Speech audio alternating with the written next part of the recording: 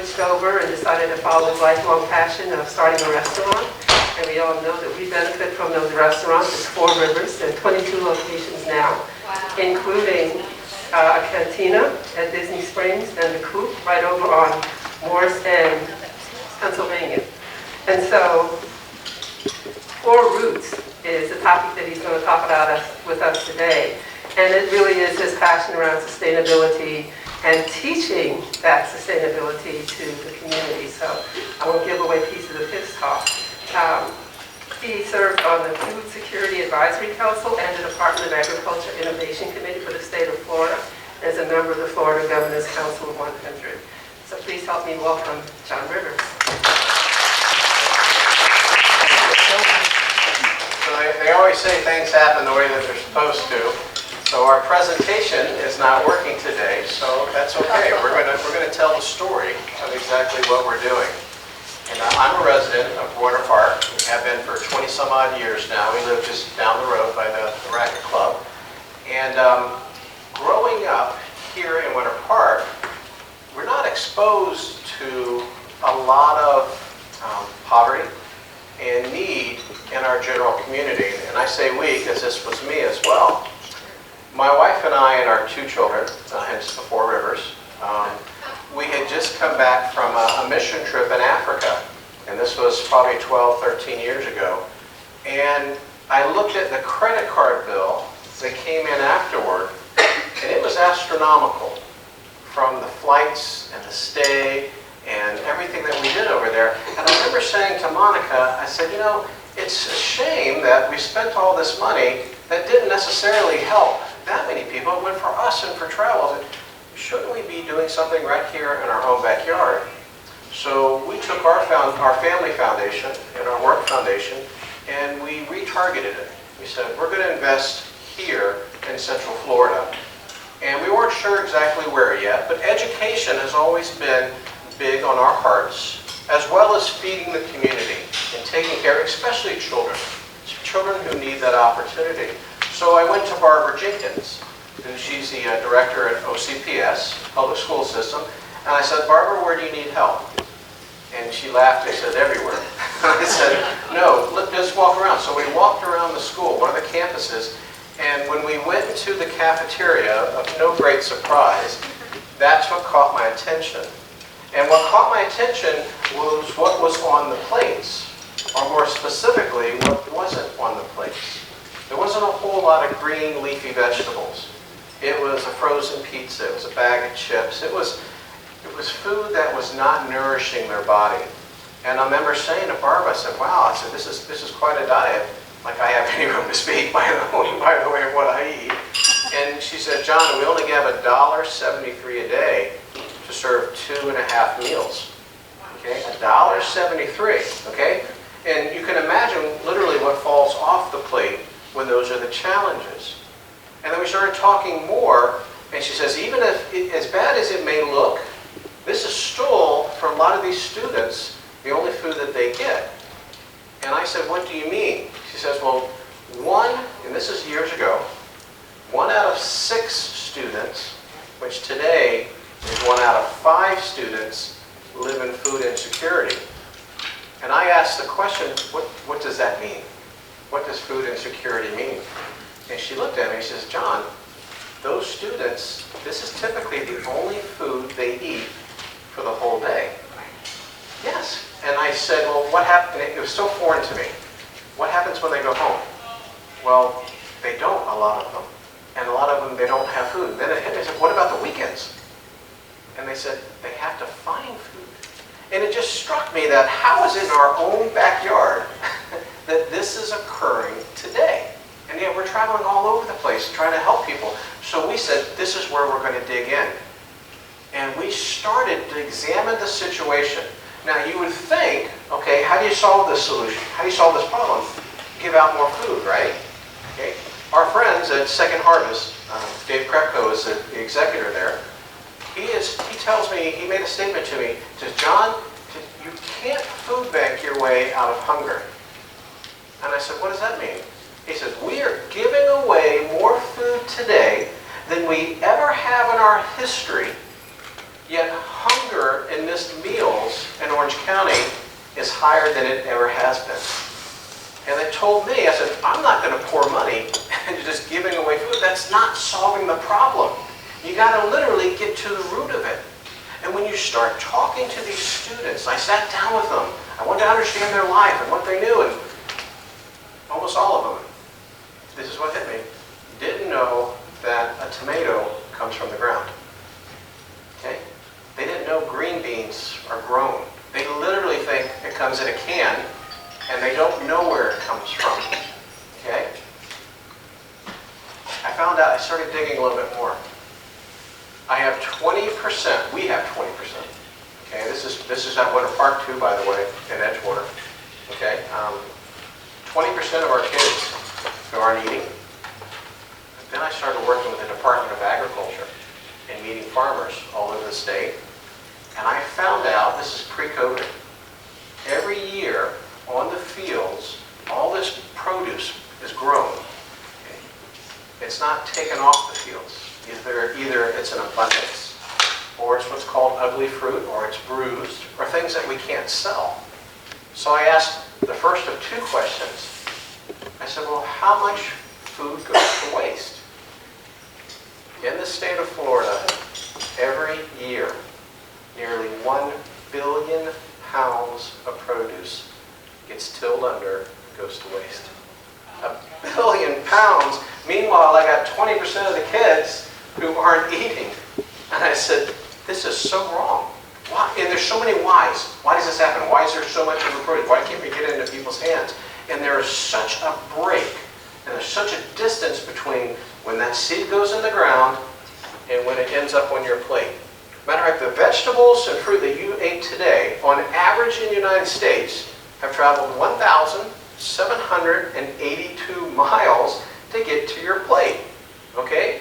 Over 70% of the produce we eat in Florida comes from outside of Florida. The majority of that comes from outside of the country. Okay? We have plenty of food. We have more food. We're producing more food in the state that not a single person should go without. Not a single. We shouldn't have hunger. And it's just going to waste. Yeah, exactly. And I said, this is where we've got to dig in. And we dig in, we make a change. If you want to make a change in a community, it starts with education and awareness. If I just hand you a head of broccoli and you don't know what to do with it, it's going to get thrown away. Access alone is not the answer.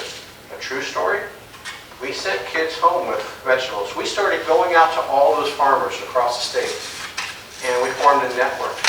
And we said, if you've got extra, especially during COVID, we'll take it. And you know what? We'll actually pay you a harvest fee so you can make sure you cover your costs to get it out of the ground. We call this rescuing produce. To date, we've rescued over 700,000 pounds of produce. We took that produce, we brought it back to our commissary that we run our catering company out of. We hired people to make meals out of that produce, and we started feeding kids and families throughout the entire state. And this happened during COVID when all those kids were away from school. Because it hit me, when they're away from school, they're away from food. And how do we get it to them?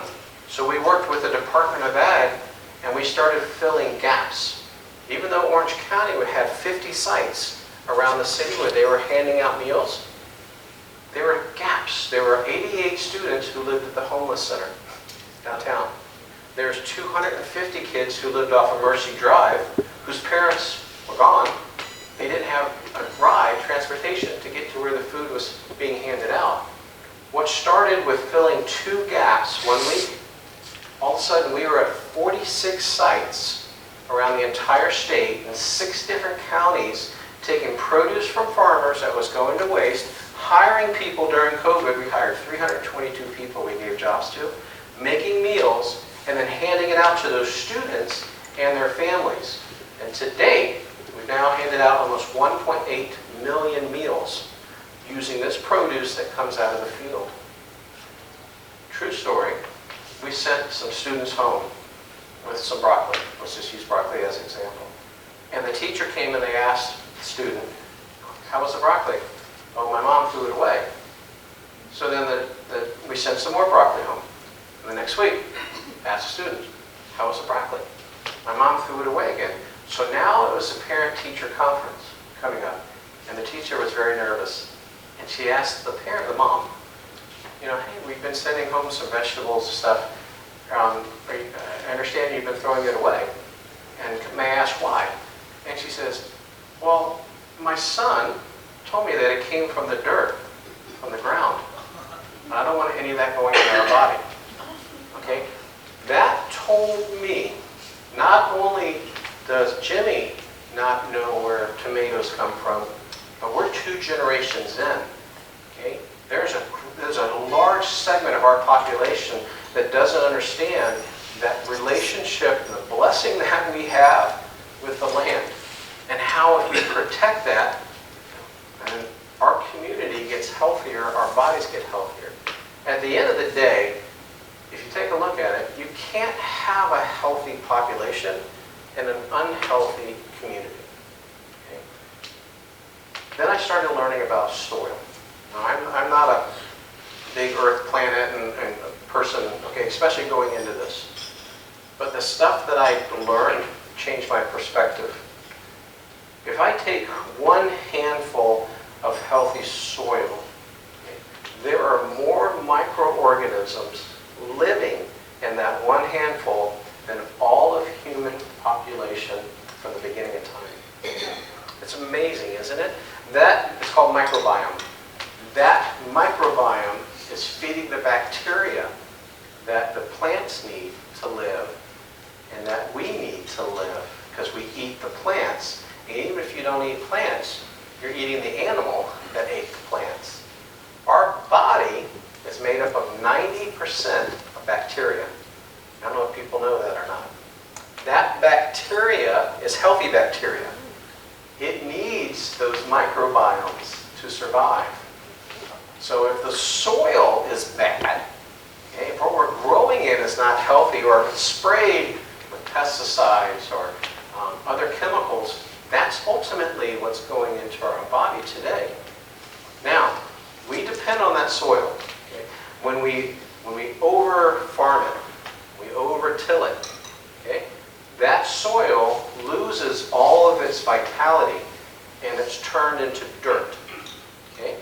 When soil turns to dirt, you can no longer grow in it. Okay? It's dead. Okay? And if you have an environment, well, all of a sudden you start seeing these dirt areas piling up. People aren't growing food. They're not being able to produce for themselves. That begins to compromise the community and it begins to fall down. Healthy soil creates healthy communities. Unhealthy turns to dirt. People can't feed themselves. Right? People stop going. Education gets compromised. Work gets compromised. Everything gets compromised.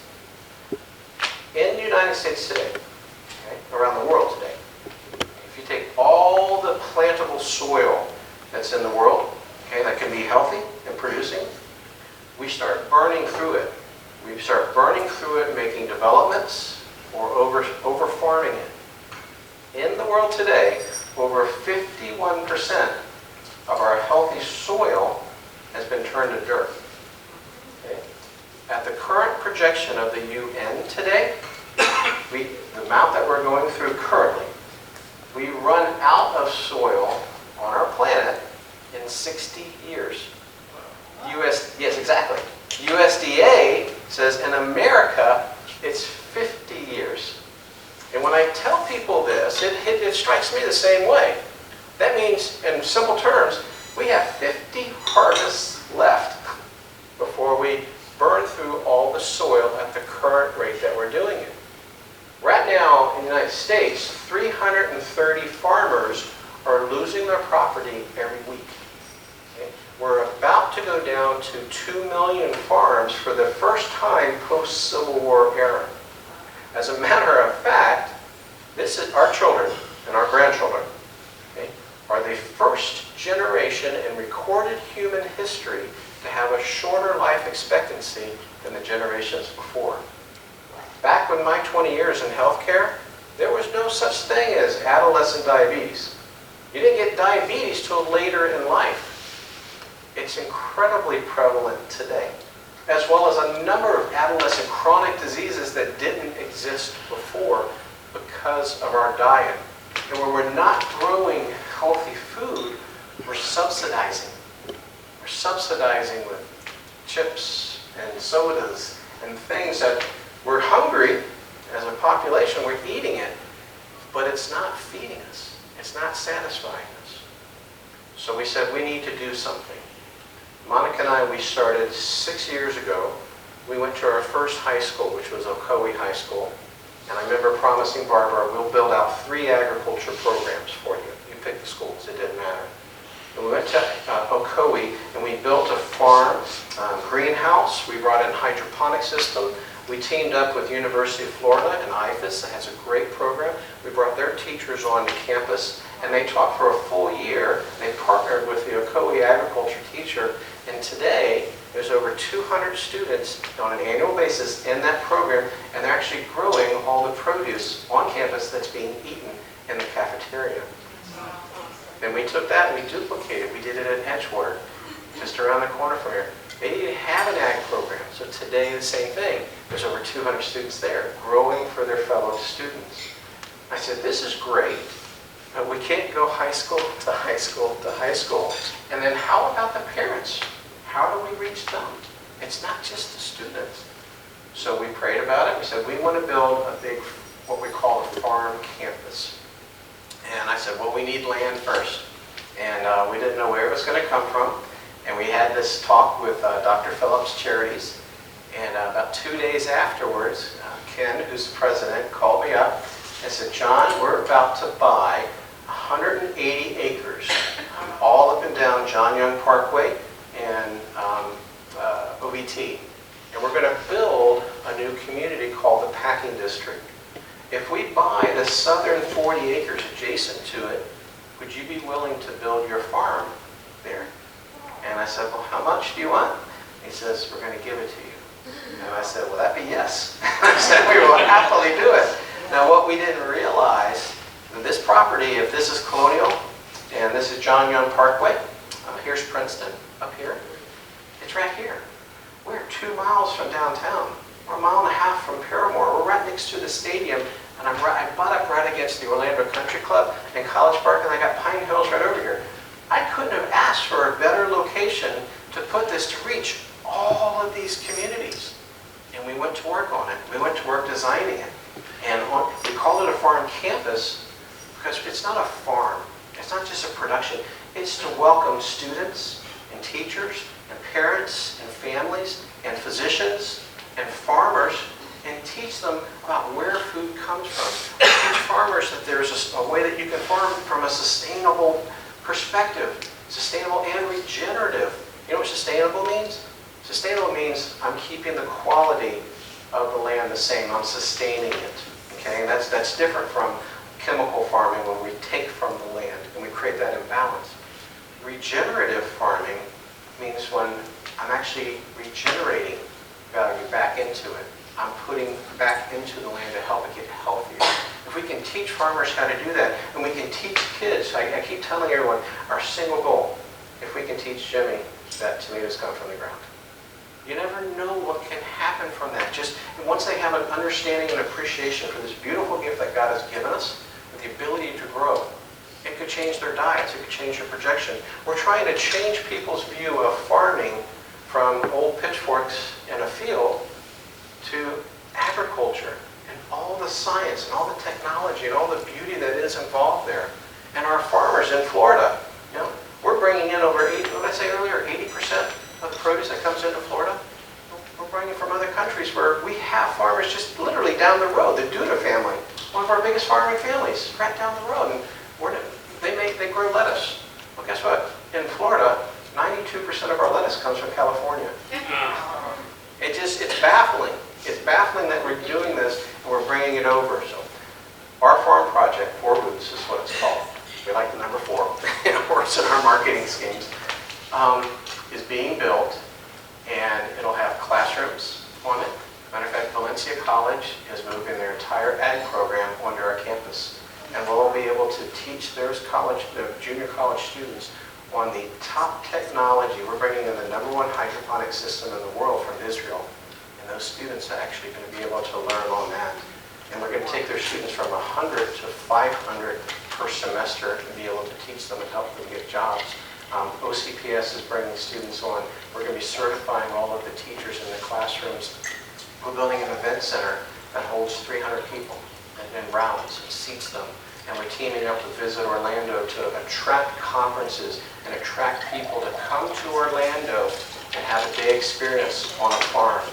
The economic impact of this project is $50.2 million of new income being brought into Central Florida annually, just because we're building this. We're creating 360 jobs in doing this. The farm campus will have 6 different styles of farming to teach you how to do a garden on your wall, to outside, to the rooftop. We teamed up, we were just talking about it earlier, we teamed up with the Science Center. Do you guys remember, if you go downstairs at the Orlando Science Center, there was a subway that used to be down there, and the Science Center asked us if we would put a smokehouse or a coop there, and we said no. But the more I got to know the people at the Science Center and their heart for teaching and their heart for kids, I said, I'll tell you what, I said, I'll put a Four Roots Cafe there, or we'll make one up for you, if you give us the whole dining room and let us turn it into an exhibit for kids. Oh. And they said yes. Wow. If you go there today, there are hands-on exhibits, there's growing systems all over. Remember when we had kids when they were younger, and you go on Saturdays to Home Depot, and you do like the bird houses and stuff like that. So we recreated that. So every Saturday there's a hands-on program going on for kids and families to learn about bees or learn about soil or how to plant. And it's so beautiful to see people coming there. And now we're going to Orlando Health, and we're going to be building a garden in their lobby and being able to not only show people how to grow, but all that produce is going to be available to the patients and to the staff that's there. So the program is, I have beautiful pictures, if you believe me, it's very, very, it's wonderfully designed. It's a $52 million project, bigger than anything else that we've ever taken on, but you know, God has provided for us. We just got 2 $5 million grants last week alone from wonderful organizations, and we're breaking ground right now. The site's been cleared, and prayerfully, if everything goes well with construction, we will actually have students on our farm campus a year from now in classes growing and teaching and certifying them and helping them get jobs in this area. The thing that I get the most excited about on the campus is we're also building, we've teamed up with a number of, I can't name them, but large healthcare institutions in this country, and we're building the first ever culinary health institute for America. And the institute is built around the study of using food as part of your medicine, that's what medicine and health used to be years and years ago.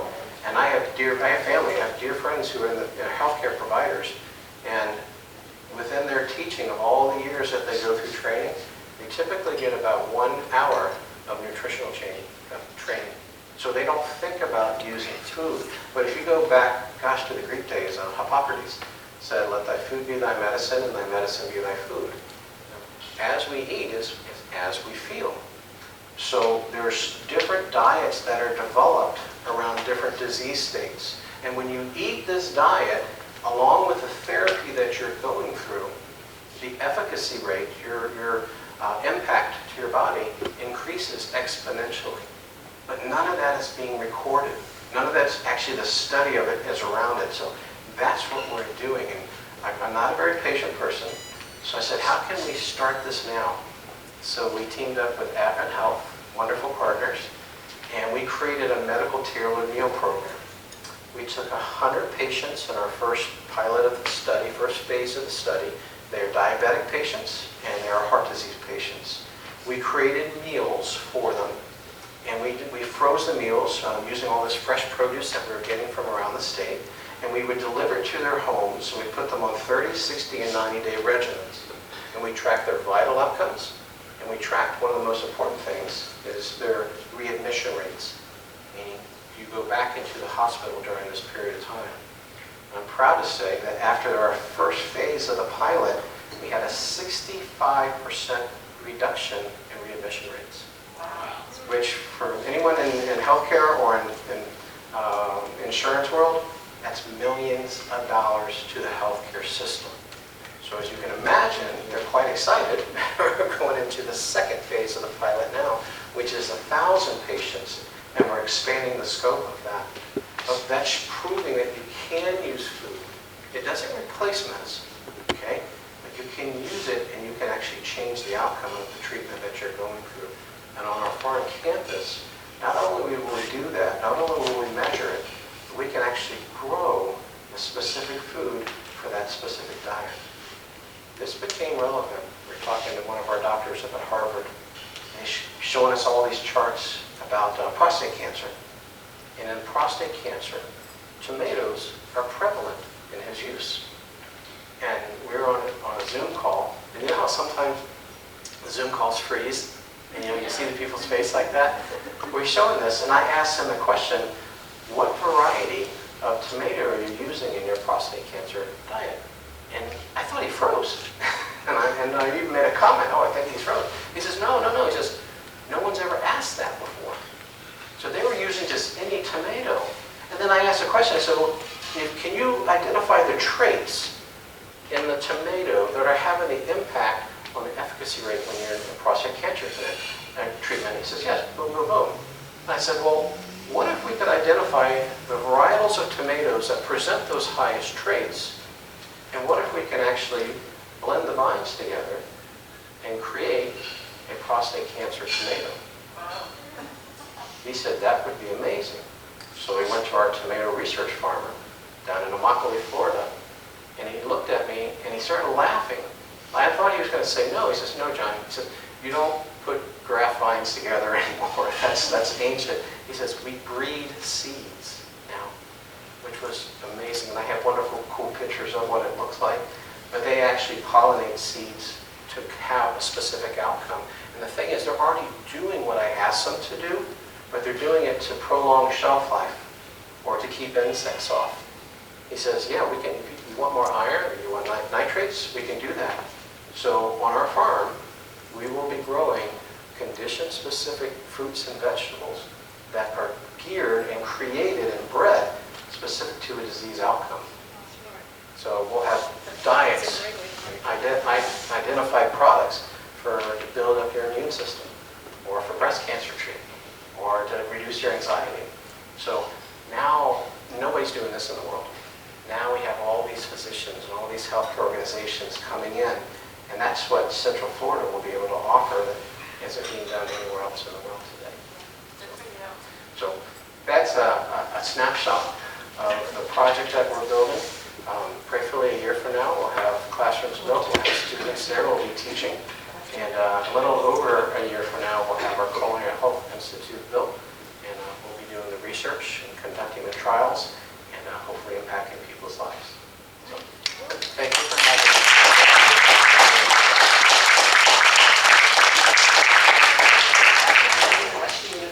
Of course. Anybody got questions? I have a question. Okay. One, two, one. John, can you turn dirt back into soil? Yes, thank you. Great question. How do you do it? There's a natural way. It's being done today. It's called cover crops.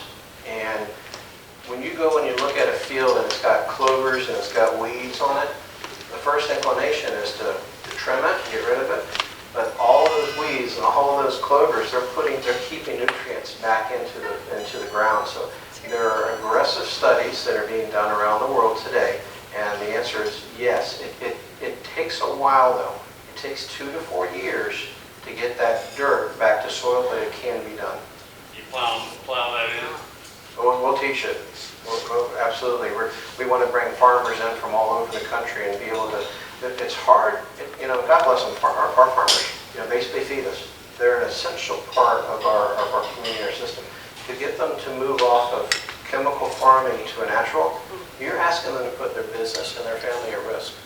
Because when you do that, it takes almost 2 years to get all those chemicals out of the field.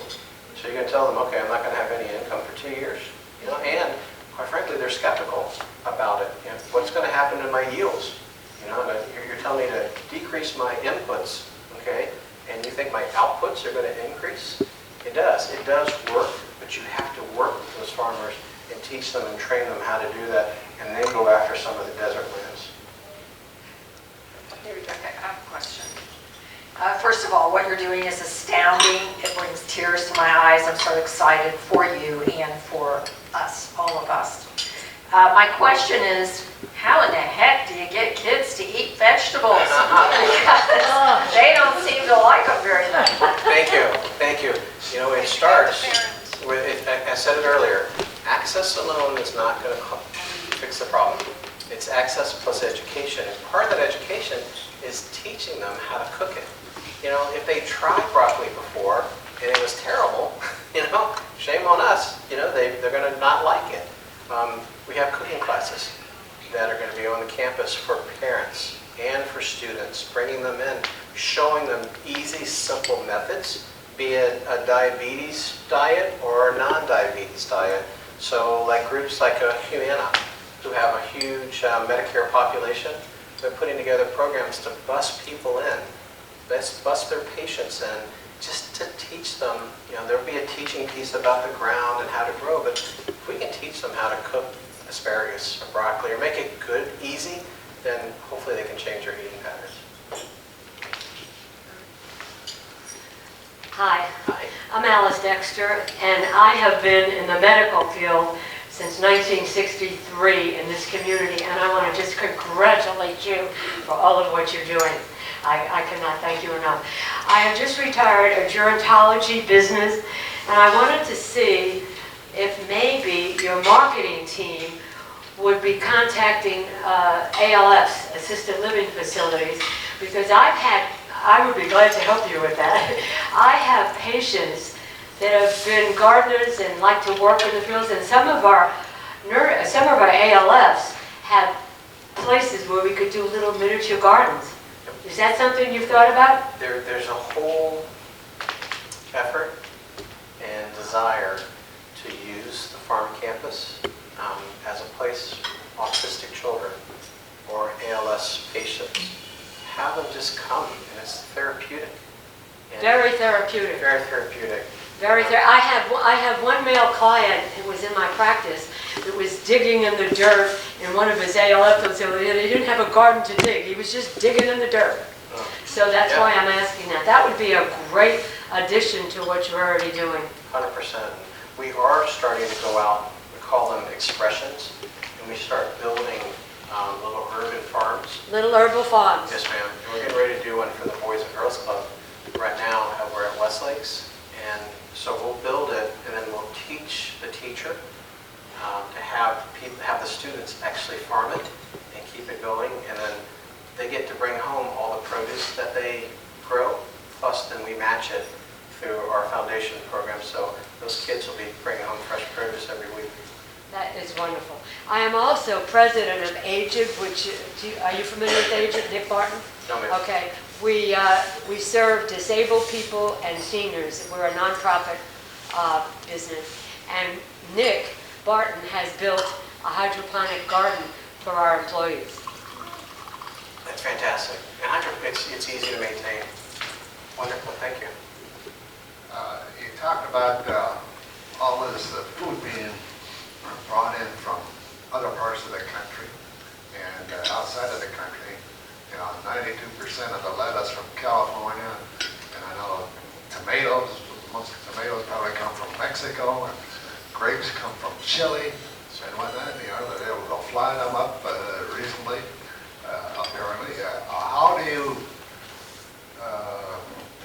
compare growing things locally, cost-wise, with competing with these apparently fairly economically produced produce from outside the area and outside the country and all that? Sure. How do you compete? That's a fantastic question. I'm going to answer it on the taste side first. Okay. Have you ever been like to Italy or to Europe and you have a tomato or you have lettuce, and oh my gosh, it's so delicious, it's because they grew it right there. The cost side, I went after that. Said, let's prove and see what we can do. Our restaurants buy about $3 million of produce per year. And I looked at our list of all the ingredients that we were buying, and I worked with our distributor, FreshPoint. I said, tell me where it comes from. And it's exactly what you're saying. Mexico, actually Canada, Argentina, South America, California. And I said, why aren't we buying it local? I said, well, if you can find the farmers, we will. We said, okay. This is a year ago. So we went out, buy product, and we found a local farmer. And here was my pitch to them. I said, if you can match the price I'm buying it at today, I will pull it through the system and get it into our restaurant. And if you're so compelled to do so, you can actually give a rebate from that, because they offered us a rebate. I said, give it to the farm, to the foundation. So it started with cabbage, then we did lettuce, then we did tomatoes, we did onions, we did green peppers, we did cilantro. We are now the #1 restaurant chain in Florida who buys local Florida produce and corn. And none of this was being bought locally, and I didn't pay a single penny more for any of it. And then we went actually to partners. I said, if I can do that with $3 million, how can I impact even more? So Advent Health gave me all of their purchases, which is $5 million. And Orlando Health just gave me their purchases, which was another $4 million. So now I can go to farmers and call it the reverse demand model, and I can actually bring them the business, and they can grow it and send it to me. The big difference is, and there is a difference, but it impacts profit margins. It hadn't changed a single price for us. You know, I'm able to find all those items. When you go to retail, that's where you're paying the highest for that lettuce. That head of lettuce at our friends at Publix down the road, $1.99. Back in California, it costs 38 cents to get out of the ground.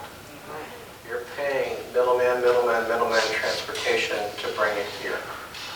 There's a lot of margin that can come out of the system, and you can still buy it local. Just a couple of things. First of all, I'm amazed and impressed by all that you're doing. Just as an aside, George, who's doing the catering, I asked him, how come your tomatoes are the tastiest? He said, I buy them locally from a certain location. So he's using local tomatoes. Yep. And the second thing I have is, you mentioned disease-specific diets. I'd like to ask if you're doing anything about sugar consumption. 100%. Sure, that's a whole different discussion. Sugar is at the root of a lot of diseases that we are suffering from today. John, what is your opinion why restaurants are having so much trouble hiring employees today? All right, let me put my other hat on. It is. It's incredibly tough right now. When the checks were coming in from the federal government, before we couldn't staff, we were at 70. We have about 1,000 employees now. We were about 72%. I was having less than 3% of confirmed interviews show up. That's confirmed interviews, less than 3%.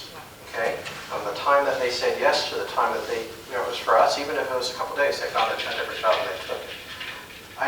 We're now, since the free checks, the money from the government stopped, we're now about 92%. So people came back. However, yes, and I'm grateful for that. I'm very, very grateful for that. But you think about the industry, you're in contact with people, okay, constantly. You know, whether you're in the back in the kitchen or whether you're in the front. And I think people have become scared of that. You know, it's a high contact job. And quite honestly, it's not an easy job. It is laborious. And the pay is, even we've raised our rates up to $15 an hour. You know, it's still, to live. It's not supporting an income, that people can live in Central Florida. So there's so many factors that are contributing to it. And when the the hospitality sector shut down last March because of COVID, all those people, that's all they knew, was cleaning a hotel room or serving food or working in the kitchen. Well, guess what? They found other jobs. And for some of them, the first time in their lives, they were exposed. You know, I can go work at Amazon. I can go work at Walmart. And it might be a little easier job, and it might pay a little more. So all those people decided, I don't necessarily want to come back. And a lot of our students, and we have a lot of students, they figured out, you know, I can work from home. You know, I can create a social media page and make money off of that. So there's a lot of factors to it, but thankfully our doors are still open. Last question. The issue that you raised regarding the amount of our produce that is destroyed, not being used, I have to assume, it's not sustaining the land or the soil necessarily, though it may be an ingredient in doing it. But the real issue is we're seeing a big marketing program regarding the freeze frying of fruits and vegetables. Why isn't this waste being converted through that process to meet the nutritional needs of the schools, the children, the families in our community? Why is there this big disconnect between what's the waste and the obvious nutritional delivery system that should not be so hard to design, figure out, implement, and become ubiquitous? Yes. The complexity of the answer is the reason that there's not an easy solution. I'll hit a couple of them. There's a dozen reasons plus that contribute to the food waste that we have. You know where the number one food waste place is in the United States today? Industry, restaurants, hotels, households. Households. I do it. I'm making a recipe on Sunday. I get at the grocery store and I see Worcestershire and I can't remember if I have it at home. I buy another bottle. Households are the biggest contributors. Number one place that contributes to the waste on the field. When that carrot comes out of the ground and it looks like that, guess what? When I go to Publix, I won't buy it.